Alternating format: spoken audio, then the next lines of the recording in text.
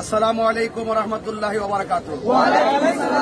অত্যন্ত ভারাক্রান্ত হৃদয়ে আজ রাজপথে দাঁড়িয়েছি। আপনারা জানেন বিগত 26শে এপ্রিল ঢাকা মহাসমাবেশ অনুষ্ঠিত হয়েছিল। আমরা দেখেছি গাজীপুর থেকে একটি বিশাল বহর নিয়ে যিনি ঢাকা রাজপথকে কাঁপিয়ে তুলেছিলেন সেই আমাদের রহিসউদ্দিন রহিস ভাই এর অন্যতম ব্যক্তি। সুতরাং আমরা দেখেছি রহিসউদ্দিন সাহেব তিনি অত্যন্ত দৃঢ়তার সাথে মহাসমাবেশকে প্রাণবন্ত করার জন্য যথেষ্ট আহলে সুন্নাত ওয়াল জামাতের কর্মীদেরকে যোগান দিয়েছিল, কথা বলে।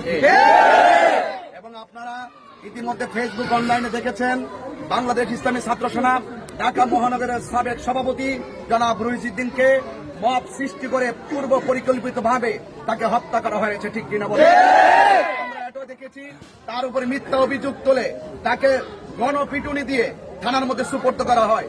থানার প্রশাসন আমার রহিসউদ্দিনের চিকিৎসা না করে সেখানে তাকে আটকে রাখা হয়, সেখানে চিকিৎসার অভাবে সেখানে সে মৃত্যুবরণ করে, কথা বলেন, ঠিক আছে?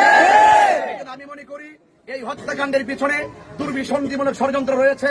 যারা এই আমার রহিসউদ্দিনকে বাংলাদেশ ইসলামী ছাত্র সেনা ঢাকা মহানগরের সাবেক সভাপতি রহিসউদ্দিনকে নির্মমভাবে পূর্ব পরিকল্পিতভাবে যেই সমস্ত সন্ত্রাসীরা মব সৃষ্টি করে আমার ভাইকে শহীদ করেছে, আমি প্রশাসনকে বলবো, সরকার প্রধানকে বলবো, অনতি বিলম্বে এই হত্যাকাণ্ডের পিছনে যারা জড়িত তাদেরকে 24 ঘন্টার ভিতরে আইনের আওতায় আনতে হবে। এবং যদি আইনের আওতায় আনা না হয় এই মুহূর্তে রহিসউদ্দিনের লাশ সেই গাজীপুর থানায় প্রবেশ করতেছে। বাংলাদেশের আপামর সুন্নি জনতাকে বলবো, আমরা খানকায় বসে থাকার দিন শেষ হয়ে গেছে। বিপ্লবী হতে হবে, সংগ্রামী হতে হবে।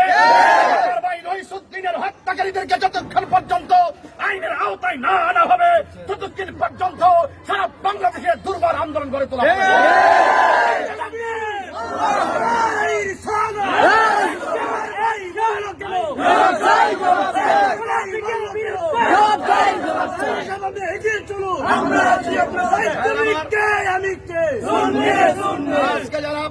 আজকে যারা আপামর সুন্নি জনতা রাজপথে এসেছেন আপনাদের সকলকে বলবো, প্রস্তুত থাকুন লড়াইয়ের সংগ্রামে বিপ্লবে হককে প্রতিষ্ঠা করার জন্য, অন্যায়ের বিরুদ্ধে এবং অপশক্তির বিরুদ্ধে আমরা সব সময় অনড় ছিলাম। এখন এই যে ন্যাক্কারজনক ঘটনা আমার ভাইয়ের রক্ত যেই রাজপথে চলেছে সেই রাজপথে প্রয়োজন আমরা রক্ত ঢেলে দিয়ে আমার ভাইয়ের হত্যাকারীদের ফাঁসির দাবি জানাচ্ছি। আমার ভাইকে অন্যায়ভাবে হত্যা করেছে তার দৃষ্টান্তমূলক শাস্তি দিতে হবে। আর না হয় মব সৃষ্টি করার যে সিস্টেম বাংলাদেশে চালু হয়েছে, যেই সিস্টেমে রহিসউদ্দিনকে মিথ্যা অভিযোগ দিয়ে মব সৃষ্টি করে শহীদ করা হয়েছে, প্রয়োজনে প্রশাসনের পক্ষ থেকে, রাষ্ট্রের পক্ষ থেকে আমরা যদি ন্যায্য বিচার না পাই তাহলে আমরাও মব সৃষ্টি করে আমাদের অধিকার আমরা আদায় করি।